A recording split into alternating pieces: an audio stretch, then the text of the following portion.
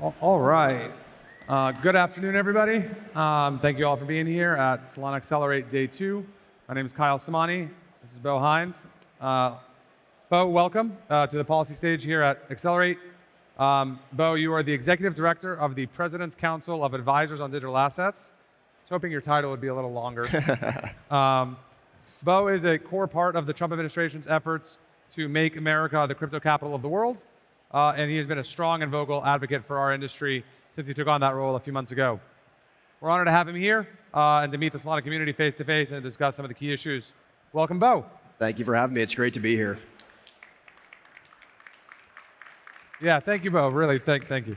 All right, so let's jump into it. Crypto is an inherently global technology, but the president has prioritized development and accessibility here in the US. This conference came to be an answer on that call. What does it mean to be made in America, and why is that important?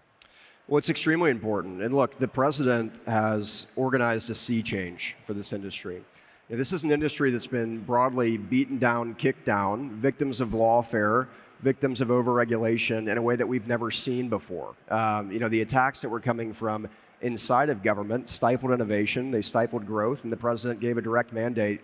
We want to be the crypto capital of the world here in the United States. I think that we are, and we will persist as such with the direction that we're moving. In the president's first digital assets executive order, he did something that was extremely important. He established the Digital Assets Working Group inside of the White House, in which we were able to pull really all of the relevant agency actors, from the CFTC to SEC to Treasury to Commerce to DOJ, any of the actors inside of government that touched anything regarding the space. And he had some important landmarks in this executive order as well. We had the 30-day landmark, which required these agencies to do an internal audit or review of anything they touched regarding digital assets more generally.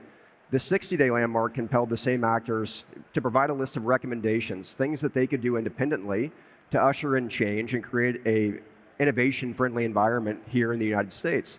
We're now looking at this 180-day landmark, in which we have a report, which all of our colleagues are diligently working on, which will basically be a book that says, look, this is the clearest regulatory environment we could possibly have to usher in the golden age for digital assets here in the United States, to onshore folks that have left, and ensure that the relevant actors here can have access to the capital markets of the United States in ways they've never had before. And so if you want to be the crypto capital of the world, you need companies innovating here, you need builders developing here, you need companies IPOing here at the end of the day. And we're focused on all of those things. I think we're well on our way of delivering on the president's promises, and I'm sure we'll get into the legislative initiatives that are underway. But we've looked at this thing really in 3 stages. We've had the demolition phase. The president was very clear. He wanted to eradicate anything that undergirded Operation Choke Point 2.0. And I think that we've done a lot of that heavy lifting already. We're moving on to the construction phase, in which we have the Genius Act that's moving full head of steam in the Senate right now on stablecoin legislation.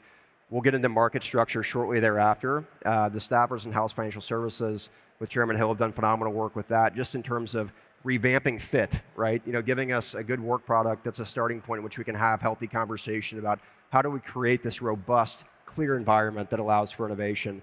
I think we're well on our way of achieving both of these legislative priorities before August. We're moving at tech speed, as our brilliant AI and crypto czar likes to say, David Sachs, and it's really just an exciting time for the space. Kind of building on that, Bo, can you talk a little bit more about how the working group is driving interagency cooperation from both the principals and the staff? Yeah, this is truly a testament to the president's leadership. He said we are the crypto capital of the planet. We're the Bitcoin superpower of the world. He truly believes both of those things. And by establishing this working group, it created efficiency like we've never seen before. This allows us to have principal-level conversations to make decisions immediately that impact the space. We can put out fires that arise. We can provide the guidance that's necessary. And it's great to see the actors and the way that they participated in this process thus far. Hester at the SEC has done an incredible job. Brian coming at the CFTC is going to be a phenomenal actor for the space. With Secretary Lutnick at Commerce, Secretary Besson at Treasury, this is the dream team for digital assets and crypto more generally that you could possibly build. And it's just been a lot of fun working with these folks. They understand how important this is for the US, just to lead the charge in terms of digital asset, financial innovation, and technology building more generally. It's allowed us to get to this point. We've done a lot so far, but there's still a lot of work to be done. Sweet. All right, let's turn back to Made in America. The Solana Foundation has been setting up campuses all over the country to spur innovation and onboard a new generation of developers. Earlier this week, Representatives Tom Emmer and Richie Torres introduced the Blockchain Regulatory Clarity Act to protect developers. The SEC is also working overtime right now to provide clarity for the first time ever on these issues. What are some of the efforts you want to highlight that the President is pushing to help support developers and entrepreneurs, and what still needs to be done to make sure their businesses stay here in America? Yeah, I mean, again, I'll give a lot of credit to the interagency actors and the clarity that they've been able to provide thus far. And then, the backstop will be the legislative process. And we're supportive of really all this legislation coming together to create this clear and robust regulatory environment like we've never had before. And moreover, we don't see this throughout the rest of the world. I mean, our builders, our developers have to be protected here in the United States. They can't be fearful of policy through prosecution, of the ridiculousness that's gone on over the course of the last 4 years, more specifically. This is a complete sea change from what has been. And the SEC is even begging us to tell builders, come in and pitch us ideas. Tell us what you want to do. Let's give you the certainty you need to build here. And that's something that we're going to continue to encourage. I think that what's happening in the Solana ecosystem is phenomenal. We talked about with Genius a lot what this does for the U.S. economy. Not only ensuring with stablecoins, we're generally ensuring U.S. dollar dominance for decades to come, but updating just our current financial system and the archaic payment rails that have existed for quite some time. I mean, you look at other areas of technology, the ways in which we communicate, the way that the internet's evolved over the course of the last several decades. One thing that hasn't changed really is the way in which we move money. You still talk about settlement times being 5 to 7 days for overseas transactions. You're talking about a lack of transparency where the bank can hold your funds and say, yeah, we'll tell you when it gets there. Just trust us.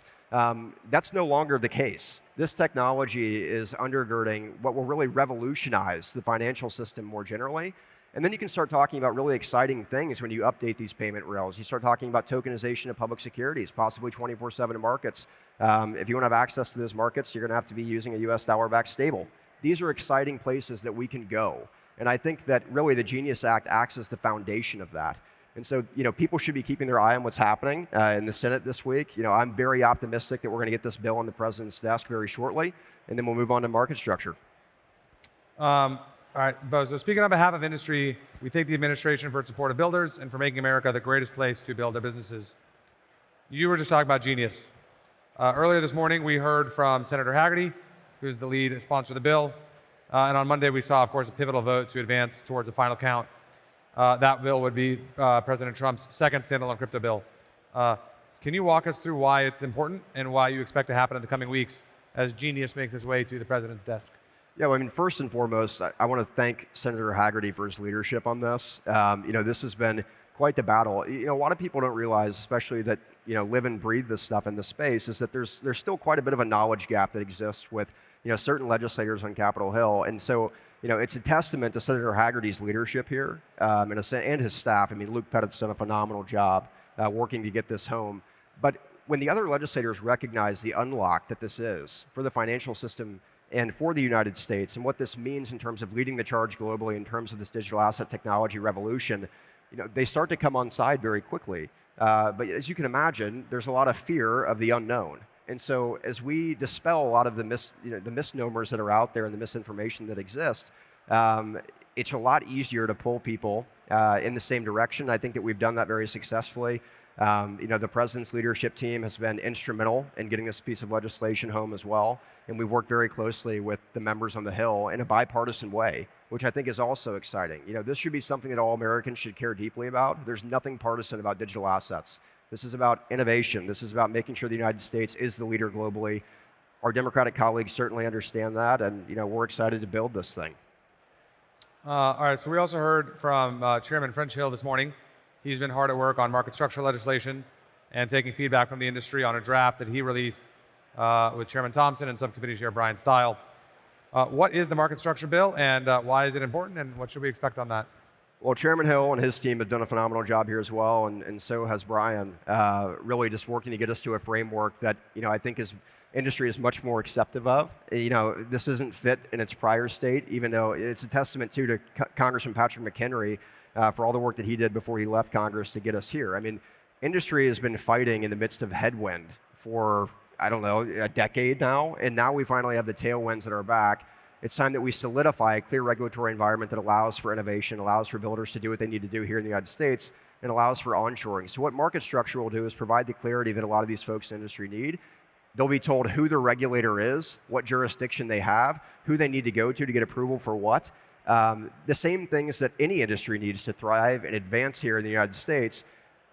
Digital asset space is no different. And so it's high time that we have that clear regulatory standard set, and then we can fill in the backstop with interagency action with the President's working group and get this thing to a place where no one in the world will be able to outcompete us when it comes to digital asset technology growth, and that's an exciting place to be. All right, so Bo, you bought your first Bitcoin back in 2013 after playing some college football in the Bitcoin Bowl, of course. Bitcoin is having its moment right now. It's at all-time highs, I think, as of yesterday or today. It seems like we have a new Bitcoin treasury company, launching every day as well. States are passing strategic Bitcoin reserves. I believe Texas, my home state, just passed one, I think, yesterday or the day before. There's now even Bitcoin on Solana. What are the federal government's plans for Bitcoins, including some of the mechanics that might be used to buy Bitcoin in a revenue-neutral fashion? I'm starting to get this question quite a bit. Well, look, let's go back to the strategic Bitcoin reserve and the precedent that the president set with that. He was adamant that Bitcoin is digital gold and should be treated as such. And as the United States of America, we've done that by setting up the SBR, again, leading the globe. In terms of our acceptance of this asset class and what it means for the American people, we wanted to harness that. And we also wanted to recognize what's happening in other ecosystems and encourage that as well, which is why we had the digital assets national stockpile. Look, we firmly understand that Bitcoin is unique. It's a commodity, not a security. It has intrinsic stored value. As David likes to say, it has the immaculate conception, right? But look, inside of this executive order, there were really two big things that took place. One, we said we are no longer going to sell Bitcoin as a country, period. Again, we want to harness this asset for the American people. And then two, we can look at budget neutral ways that don't cost the taxpayer a dime of accumulation. And I get asked all the time from different journalists, how much do you want? I'm like, that's a very silly question. For the United States of America, we want as much Bitcoin as we can possibly accumulate. And so we're fleshing out these ideas with the folks over at Treasury, the folks at Commerce. If you read the EO and the fine print, it kicks a lot of the responsibility in terms of producing these ideas over to these interagency actors. But we'll flesh that out amongst the working group, and then we'll move on those that are most expeditiously implemented. But that's not to say it's one size fits all. I mean, there's countless ways in which we can do this. We've certainly heard several great ideas, and as the president likes to say, he has a lot of high IQ people in his cabinet. So we'll continue to work out exactly what this is going to look like, but I can assure you that we'll move quickly on it.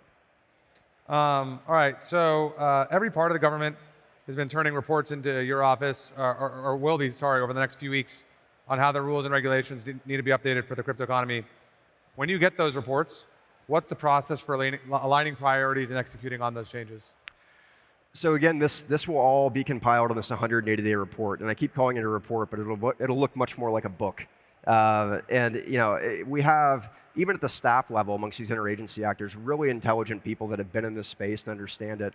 And so our goal is that this will run in parallel to what's happening on Capitol Hill in this construction phase.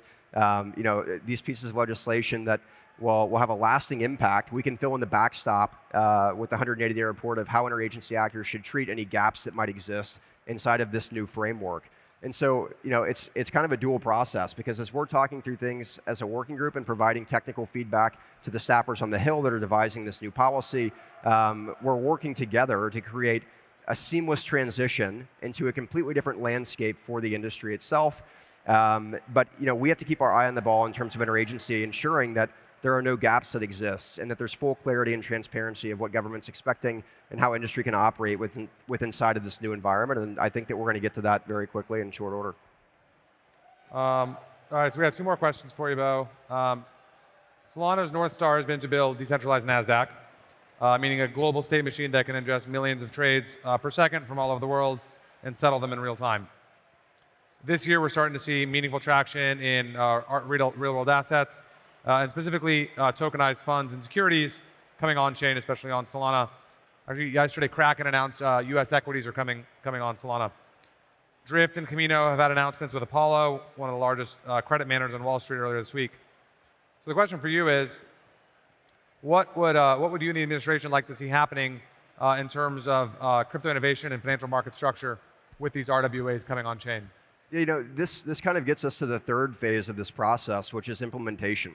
It's helping traditional financial players understand where they can plug these new technologies into what has been an archaic system for quite some time. And I think that one thing that's extremely exciting about this is we have the traditional financial players banging down our door asking us, who are the right players in this space to work with? Who do you like? What technology do you see? How do you see this working in the traditional financial markets? That is going to occur very quickly after this new regulatory framework is established. I think these players are excited to figure out ways in which these technologies can benefit their enterprises, and we want to help them do that. And so, moreover, I think it's just a testament to everything that's being built in real time and how quickly it's being done. I think that I agree with David in the sense of that we're moving at tech speed, and we're going to expect the traditional financial players to adopt a lot of these technologies as we create this framework. For a while, there was a lot of hesitation because you'd show up at the SEC, you'd pitch something that's new, and then they'd be writing your Wells notice before you could get in the elevator. That's no longer the case anymore. And so these traditional players understanding that that clarity exists and they have something to point to in terms of technological integrations and the safety net that's built will be instrumental in unlocking a revolutionized system in which I think we're heading full steam ahead to getting to. All right, last question for you, Bo. You've obviously explored the Solana ecosystem. Through that exploration, just curious, what has stood out the most? Fees, costs, stable coins, anything else? Sorry, can you repeat that last part?